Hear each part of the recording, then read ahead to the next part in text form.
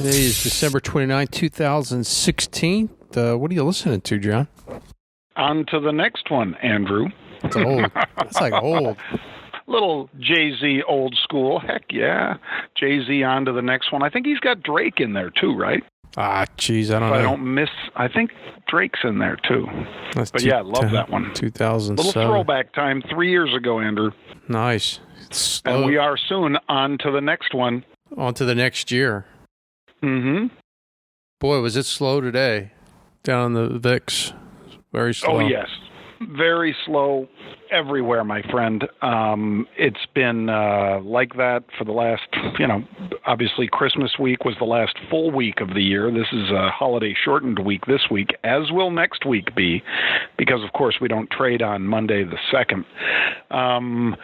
But there's some interesting things going on, some interesting volumes, but I just thought I'd throw this one out to you, Andrew, because I know I have become fascinated by Milo. Oh, yes. And I just thought that you'd love this one, because when I shot you about his podcast I know, I need to listen to that. You do. It is so good. Oh, my God, he kills it. But he just inked a deal, apparently, with Simon and Schuster. Saw that. They're prepaying him $250,000 for his autobiography, which I have to admit, it'd be a guilty pleasure, but I'm going to have to read that one. We'll get it on audiobook. You bet. Nice. That'll be a good one. Now, I saw him when he was here at DePaul. Ah, yeah. Gosh, I wish I would have known. Oh, trust me. Was that part of his tour? Yeah, it's Dangerous FAGGOT tour. Yep. He can say it. Yeah. It's like the N-word. You and I can't say it, and we can't say the other word either. Only he can because he's black, but white. But the funniest part was at DePaul, all these Black Lives Matter folk came up, and they started blowing a whistle, and then there was, I guess, Black Lives Matter girls. And he said, "You're just angry at me because I F all your boy brothers." Because he's gay and he likes black guys. So it was the funniest. It was so in your face. I'd never seen anything that in your face, like at such close range. It was like he blew a cannon fodder. It was just, I was like, wow. He really, and then I looked it up. He does. That's his thing. He likes black dudes. So I guess black something matters. So to him, they do matter. Clearly. A lot. So yeah, then they got chased out and they chased him down the street here in Chicago. It was actually kind of cool. But what was I going to mention to you? Did you see that thing on Charlie Sheen? Yeah. What an ass. God, somebody's got... Does he have AIDS or HIV? I can't remember. Was it one of the two? That's a good question. And he claims that it's in remission because of the drugs that he's on, but I don't know that... I think the drugs can hold it off. I don't know that they've ever been able to cure it, if you know what I mean. Yeah. I think it's one of those maintenance issues. Sure. Which a lot of diseases tend to be. It's harder to find a cure than a maintenance, and obviously people spend more money on maintenance, both the drug companies and the victims would spend more money on the treatment than the cure. One exception may be, and I'm not even sure of that one, the Gilead treatment, which is actually a cure for Hep C, hepatitis C. That one is, I think, $90,000 for the treatment, but it does provide a complete cure. But you're like, when you tweet out something saying that you want Donald Trump to die, that you're just asking Satan to come and rip up that contract. Yeah, especially when you're him and you know you've signed that contract. Yeah, he's going to come, dude, your soul. I could use it. Well, maybe next week we'll have to get Satan back on the program, Andrew. Yeah, we'll ask him what he thinks about Charlie Sheen. Yeah, well, and what's the alt-left. What's his I love criteria? that term, by the way. I love the term, Andrew. Oh, is that from the alt-left. Milo podcast?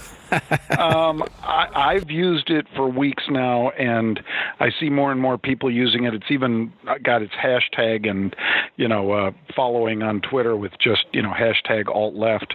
But there's an awful lot of hate on the left side, and clearly that is one of those examples. I'm going into the belly of the beast tomorrow. There's a Where's that? protest down the street because Mike Pence is coming to Chicago.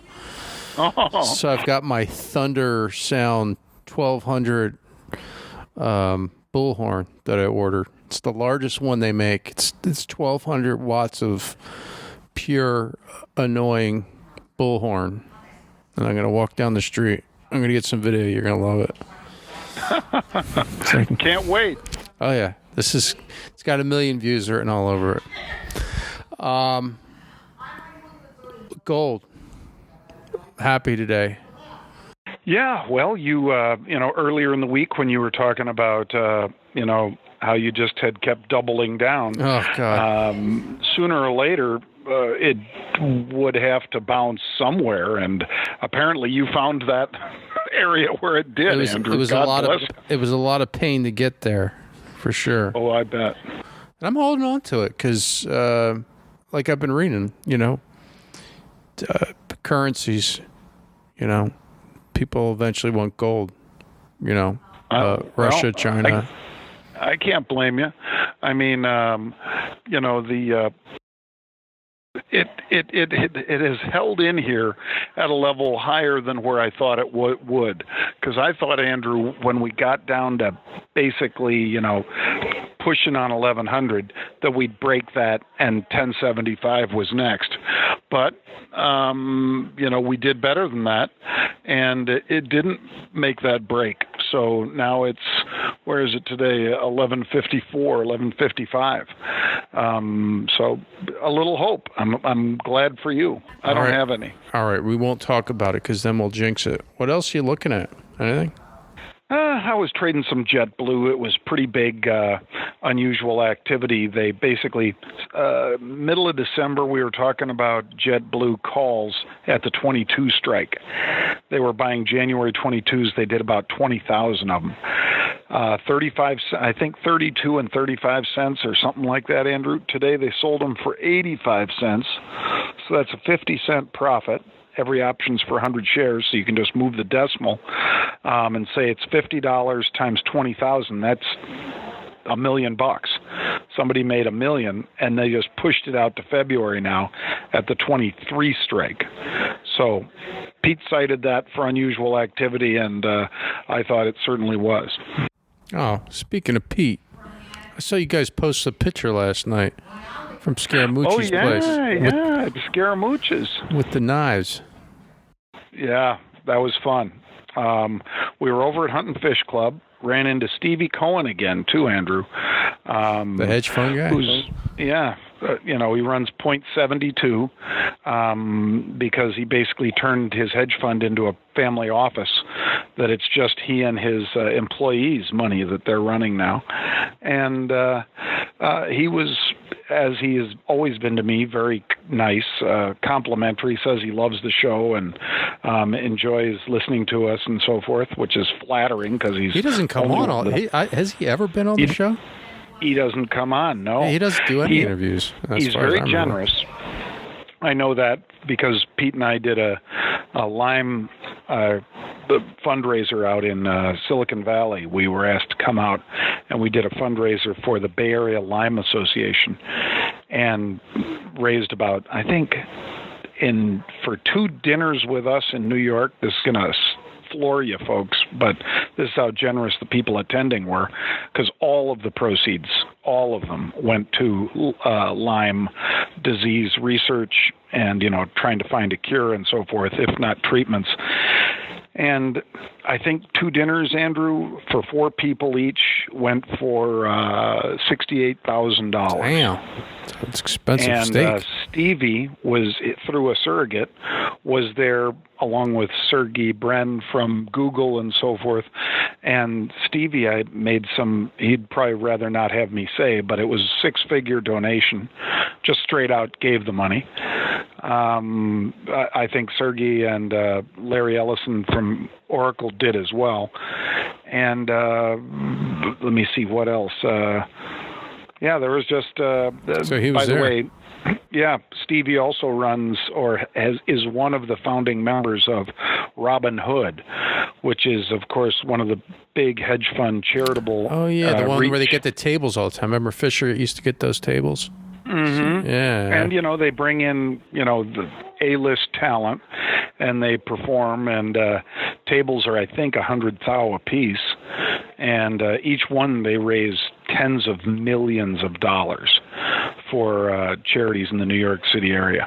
So it's pretty amazing. So how's the food last night with those names? Oh, yeah. The steaks with your good. names, the knives with your steak knives. If you didn't see yeah, them, I got my custom hunt and fish knife. It hangs on the wall in there, Andrew. So when I'm not there, the knife's there. And then when I come in, they bring your knife over and present it to you. All right, stupid question. So what happens when OJ gets out next year, 2017? He's going to get out in the spring. Should we arrange OJ to come up with you to the Hunt and Fish Club? Maybe get his own knife? Take him out to Hunt and Fish and have you run an interview from there. As long as he gets his own knife. Yeah, well, you already have your. He might not want that. Well, that's what's the first thing that came to mind. This will give him a chance to go look for the real killer. He's had all this all the time thing. They've kept him from doing that for the last several years. God, he's been in for almost 10 years. Do you believe that? Wow. No, I don't believe it. Yeah, he's getting out.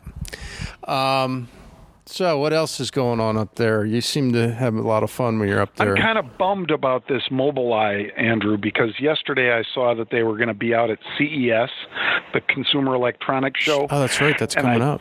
Tried to put on a trade in there, and I missed it. And today it's up $3.41. It was $35 yesterday. Now it's $38.45. That's MBLY for those that are listening that might say, autonomous what the cars, self-driving, and all the rest. Man, that one hurts because that would have been a nice way to close out the year. That one. Oh no, we can't have them all.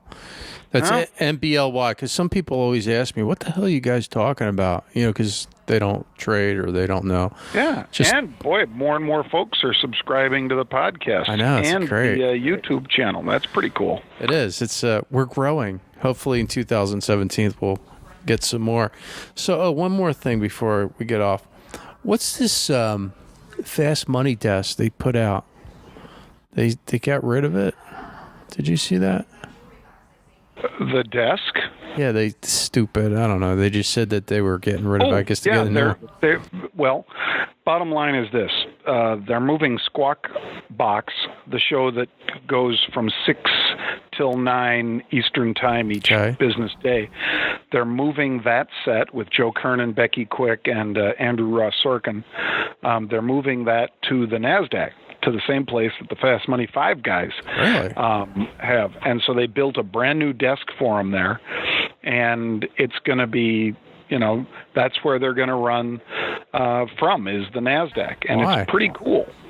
Because I think their lease was up at the Yes Studios, where they had, been right across from Radio City. Oh, that's right. They had a different place. I remember that. Okay, yeah. Now that you mentioned it. So now they got a place where it's free. I mean, the NASDAQ wants them there because, it's great PR for the NASDAQ and, obviously a lot of visuals, shots and so forth of the NASDAQ market site. And so you guys are going to share the same desk now? Yep. Got it. Fast Money, the 5 o'clock show, will be sharing that same desk. Got it. All right. That makes all sense now. All right. Do you think we'll have time to do a podcast tomorrow or Friday? One last one for the year? Yeah, we'll get one in tomorrow. We'll get it before we actually, you and I do the prep for the noon show. So we'll get it done early. Yeah, so look forward early tomorrow, folks. All right, man. Thank you, Andrew. Remember, you can subscribe either through iTunes or YouTube for the podcast. All right.